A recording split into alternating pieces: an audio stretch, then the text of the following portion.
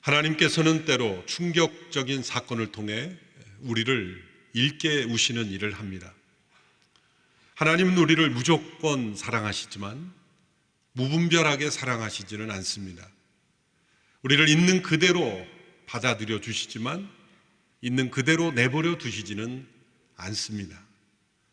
하나님께서 사랑하시는 우리들을 더욱 사랑스럽게 변화시키기 위해서 때로 징계하시고 고난을 통해 훈련하시고 때로는 충격적인 사건을 통해 우리를 각성시키십니다. 사도행전에 나타난 사건 중에 오늘 본문은 매우 충격적인 사건입니다.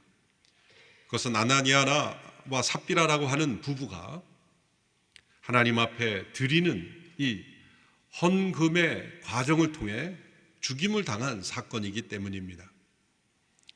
이 사건은 하나님께서 헌금을 많이 드리지 않는 것에 대한 징벌을 하신 것이 절대로 아닙니다.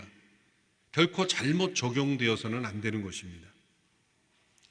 하나님께서는 겉으로 나타나는 행위가 아닌 성도들의 마음 깊은 곳에 있는 동기와 그리고 그 마음의 태도를 중요하게 보시는 것입니다.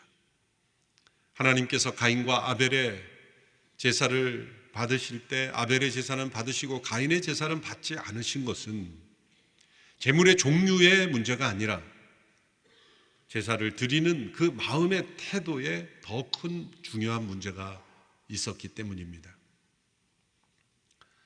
아나니아 삽비라는 초대교회의 중요한 리더십 중에 한 사람이었음이 분명합니다. 사도행전의 4장에 나타난 그 서로 필요를 돌보는 나눔의 그 흐름에 함께 참여했기 때문입니다. 사도행전 4장에 나타난 초대교회의 모습은 이 세상에서 찾아볼 수 없는 놀라운 모습이었습니다. 그것은 법과 제도를 통해 재산을 공유하는 그런 공산주의가 아니었습니다. 각자의 소유를 인정하는 자유적인 흐름 속에서 자발적으로 기쁨으로 자신의 재물을 나누어서 가난하고 연약한 이들을 돌보는 그러한 공동체였기 때문입니다. 각자 자신의 이기심을 따라 살아가는 이 세상 속에서 이렇게 자신의 이기심을 뛰어넘어 연약하고 소외되고 그리고 필요에 있는 성도들을, 영혼들을 돌보는 그런 공동체가 나왔다는 것, 이것이 성령 충만의 또 하나의 중요한 모습입니다. 성령 충만이 어떤 표적과 기사, 기적으로만 나타나는 것이 아니라 삶의 변화, 그리고 공동체를 이룰 때 서로의 차이를 뛰어넘을 뿐만 아니라 서로의 필요를 채워주는, 그리고 기쁨으로 그것이 나누어지는 그런 공동체로 나타났다는 것이 중요합니다. 그러한 상황을 배경으로 하여 오늘 이 사건은 매우 충격적입니다. 그것은 아나니아와 삽비라가 자신의 재산을 팔아 사도들의 발 앞에 바쳤는데 일부분을 바치고서는 전부를 바친 것으로 거짓말을 한 것입니다. 그 결과 그들이 죽임을 당한 겁니다. 충격적인 일입니다. 저는 어릴 때 이 본문을 들으면서 매우 두려웠습니다. 헌금을 가지고 과자를 사 먹은 적이 있기 때문입니다.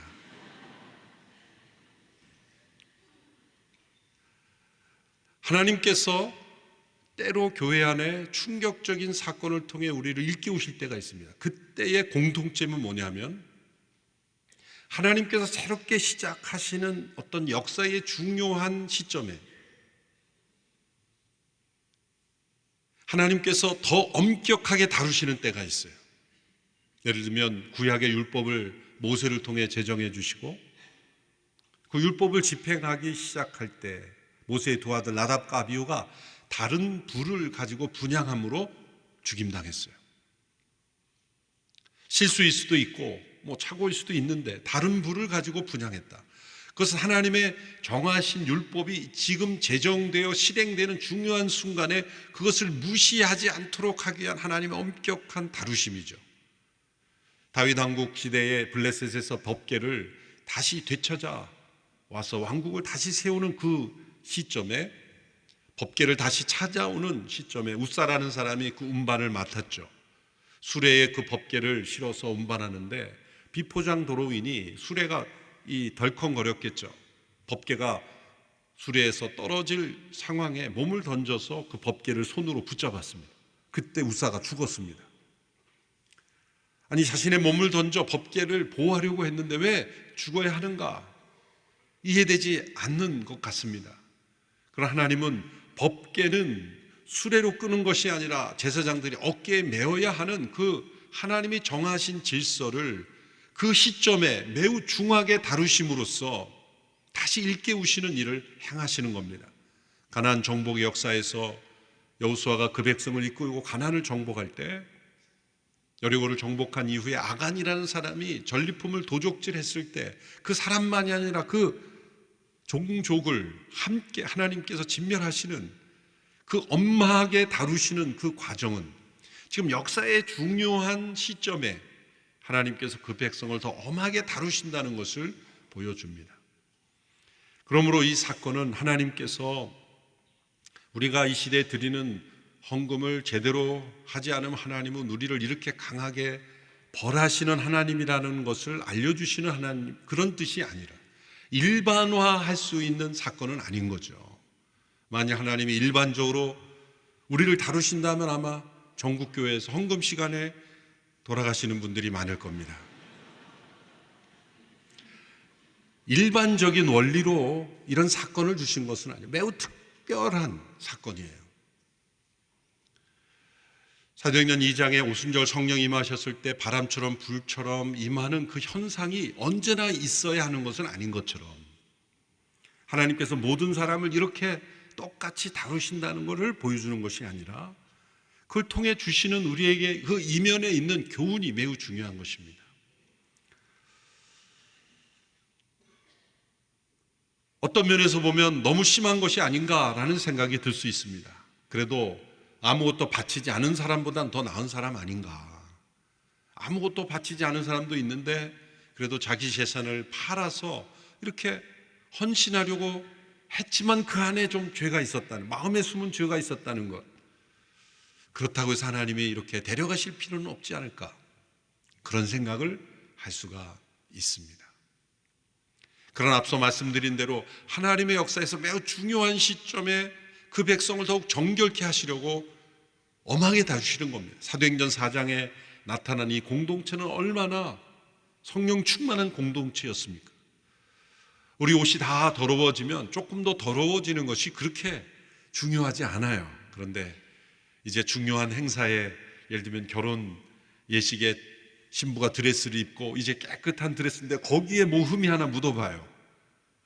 있을 수가 없는 일이지 않은 것처럼 바로 그러한 이 공동체가 출현하여서 성령 충만한 세상과 다른 모습을 보여주고 있는 이때에 사단의 침입으로 인하여 이 공동체가 엄청난 흠이 생기고 그 흠이 점점점 영향을 미칠 수가 있기 때문에 하나님께서는 이 아나니아 삽비라의 문제를 매우 엄하게 중하게 다루심으로써 교훈을 주는 것입니다.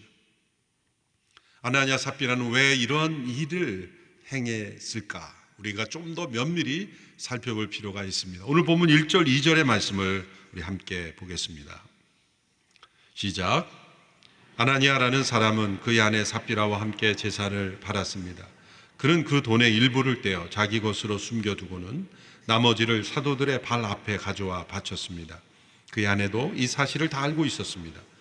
자, 부부가 함께 계획을 했다는 겁니다.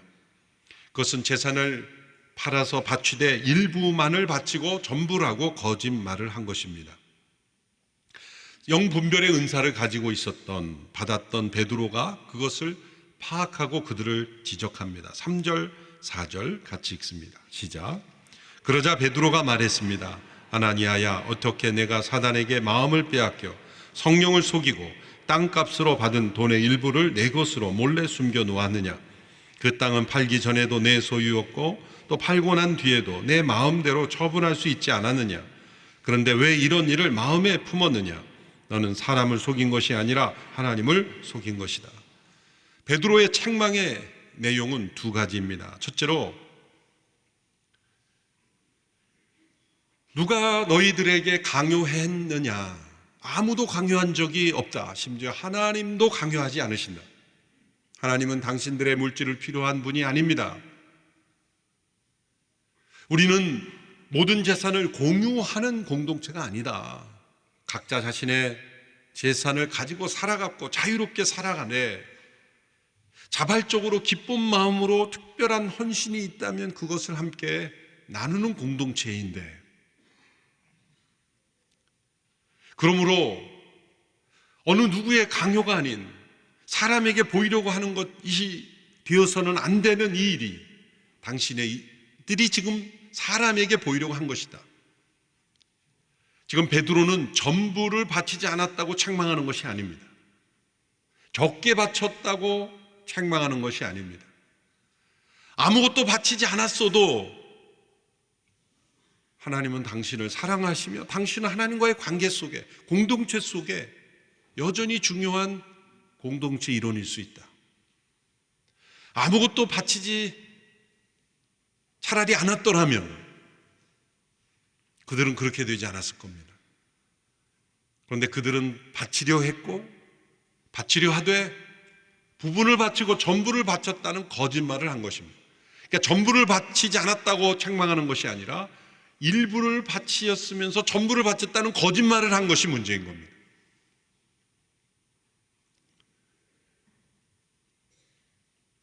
베드로는 당신들은 사람을 속인 것이 아니라 하나님을 속인 것이다 라고 지적하는 겁니다. 둘째로 베드로가 책망하는 것은 너희 가운데는 지금 사단이 역사하고 있다.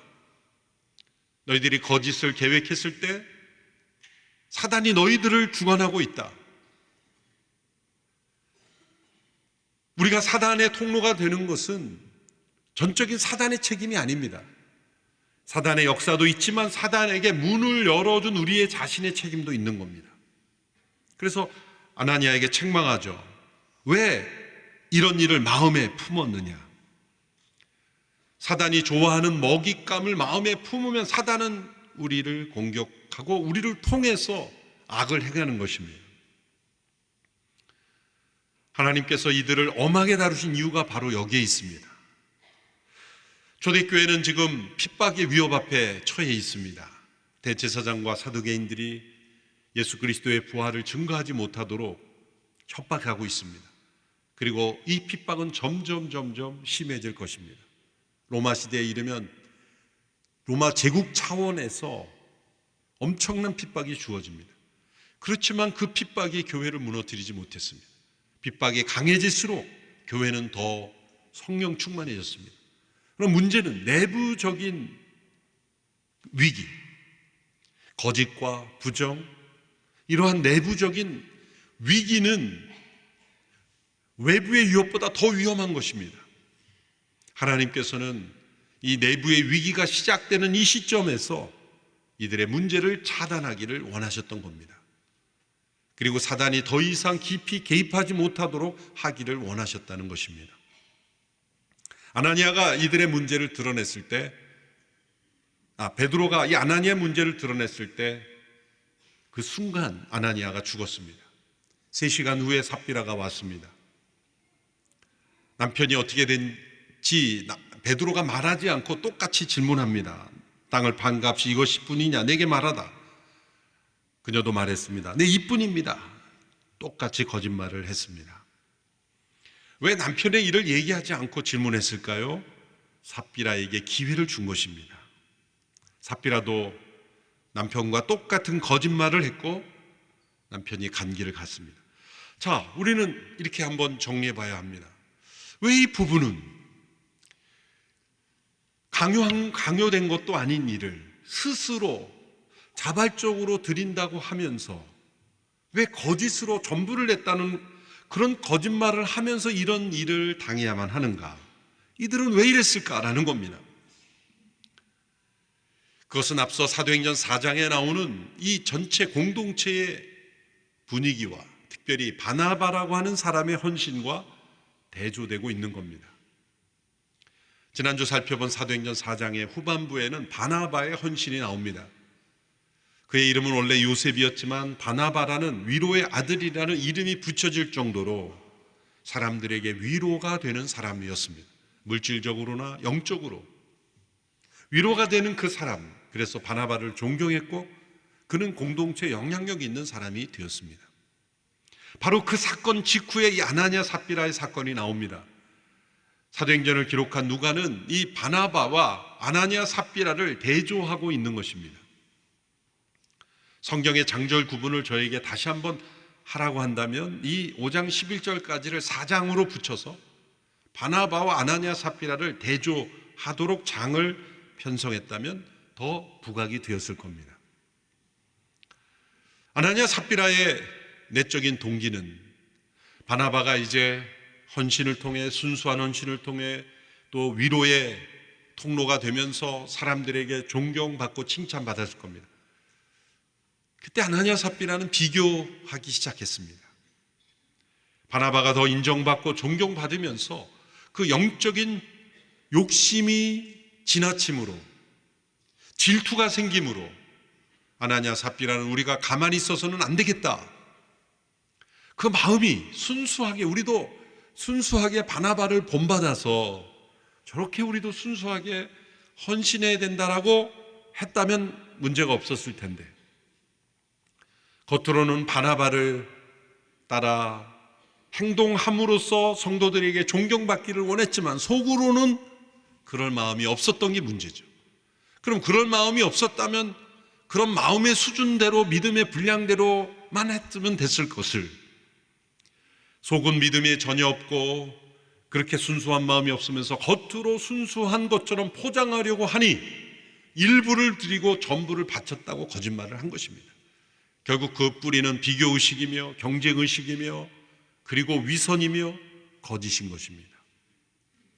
인간의 마음속에 있는 이 뿌리 깊은 비교의식, 경쟁의식에서 출발해서 위선과 교만으로 나아가 결국 이것이 거짓말을 교회적으로 하게 된 것입니다.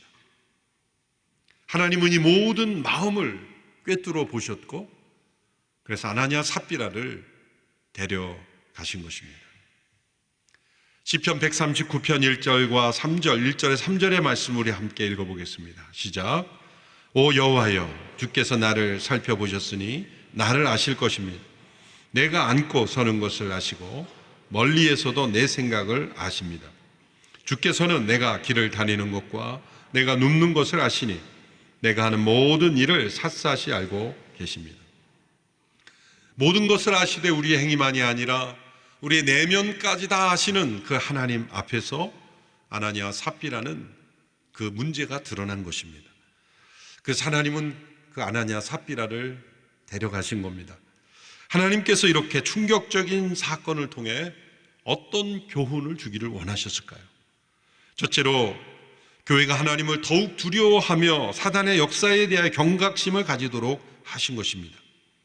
5장 11절의 말씀을 우리 같이 함께 읽겠습니다. 시작. 온 교회와 이 일에 대해 소문을 들은 모든 사람들은 큰 두려움에 사로잡혔습니다. 큰 두려움이 임했습니다. 하나님은 이 사건을 통해 하나님을 더욱 두려워하게 했습니다. 교회가 세상과 다른 점은 무엇입니까? 세상은 하나님을 두려워하지 않습니다. 그러나 교회 공동체는 살아계시며 천지를 창조하시며 우리의 모든 것을 하시며 우리의 삶을 심판하실 하나님을 두려워합니다. 그 두려움이 교회를 거룩하게 하고 그 두려움이 우리가 세상과 다르게 살게 하는 것입니다. 특별히 그 두려움은 사단의 역사에 대해 늘 깨어 있게 합니다. 여러분, 우리가 신앙생활을 할 때 우리만 열심히 신앙생활을 하는 게 아닙니다. 사단은 어쩌면 우리보다 더 열심히 우리를 회방하려고 노력하고 있습니다. 성도들이 예배당에 나와 예배드리기 전에 미리 와서 열심히 일합니다. 예배를 마치고 가면 먼저 주차장에 가서 방해할 거를 찾습니다. 받은 은혜 다 쏟도록 접촉사고가 나게 할까? 어떻게 하면 마음을 상하게 할까? 사단도 열심히 일합니다. 하나님의 나라를 대적하려고 끊임없이 일하고 있는 이 사단의 활동에 대하여 경각심을 가지고 하나님을 두려워하도록 하나님께서 이 사건을 행하신 거죠. 둘째는 교회가 거짓 없는 진리 위에 세워지고 성장해 가야 함을 깨닫게 하셨습니다. 베드로전서 1장 22절의 말씀을 우리 같이 한 목소리로 읽겠습니다. 시작.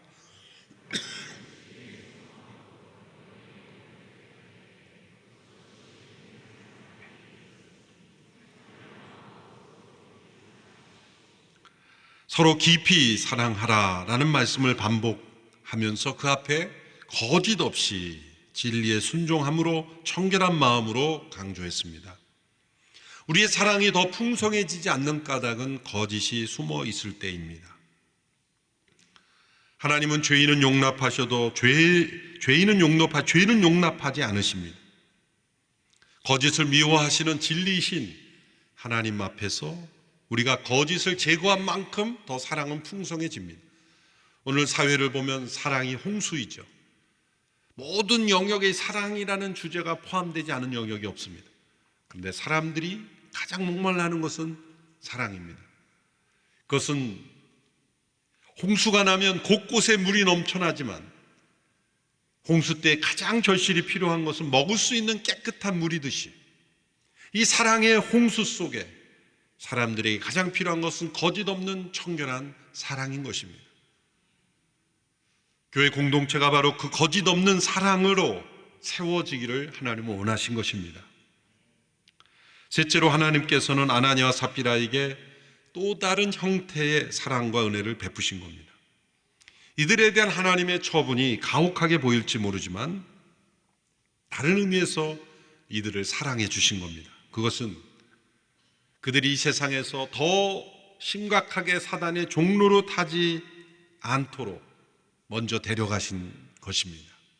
가룟 유다처럼 그렇게 심각한 자에 이르지 않도록 하나님이 이들을 먼저 데려가셨다라는 생각을 한다면 아나니아와 삽비라에게는 또 다른 은혜인 것이죠. 아나니아 삽비라가 이렇게 죽었다고 해서 지옥에 갔다고 단정해서는 안 됩니다. 저는 이들이 함께 초대교회 공동체 안에 이렇게 공동체를 이렇게 영원한 죽음으로부터는 건짐을 받았다는 성도라고 저는 생각을 합니다. 그렇지만 이런 위선과 거짓, 교만과 부정으로 계속해서 살아갈 때는 어떠한 사단의 도구가 될지 모르기 때문에 하나님께서 그들을 먼저 데려가심으로써 그들에게 은혜를 베푸신 것입니다. 우리는 오래오래 이 세상에 살기를 모두가 바랍니다. 건강하게 오래오래 살아야죠. 그러나 그런 기도만 있어서는 안 됩니다.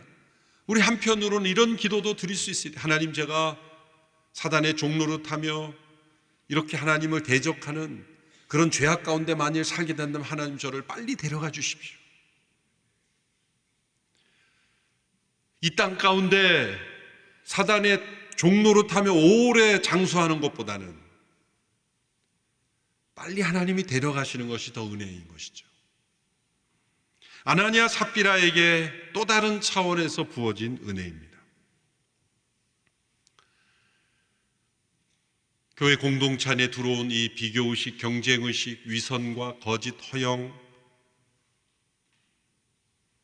이 사단의 역사에 우리가 통로가 되지 않으려면 우리가 하나님만을 의식하는, 하나님만을 두려워하는 신앙을 회복해야 할 줄로 믿습니다. 아나니아 삽비라를 이렇게 데려가심으로 큰 두려움을 주시고 충격을 주심으로 다시 일깨우셨던 것처럼 오늘 저와 여러분도 다시 한번 하나님을 두려워하며 다시 한번 각성하며 더욱더 하나님을 두려워하는 우리 모두가 되기를 축원합니다. 기도하겠습니다. 살아계신 하나님 아버지, 교회를 통하여 하나님의 영광을 나타내기를 원하시는 하나님의 높고 크신 뜻을 깨닫고 주님의 몸된 교회가 더 거룩하고 순결한 교회 되기를 원합니다. 우리 안에 일어나는 모든 일들이 하나님 앞에서 정직하고 의롭게 하시고 거룩하고 순결하게 하옵소서. 우리의 모든 관계 속에서도 사단이 틈타지 못하도록 거룩하고 정결한 공동체 되게 하여 주옵소서. 예수님의 이름으로 기도합나이다.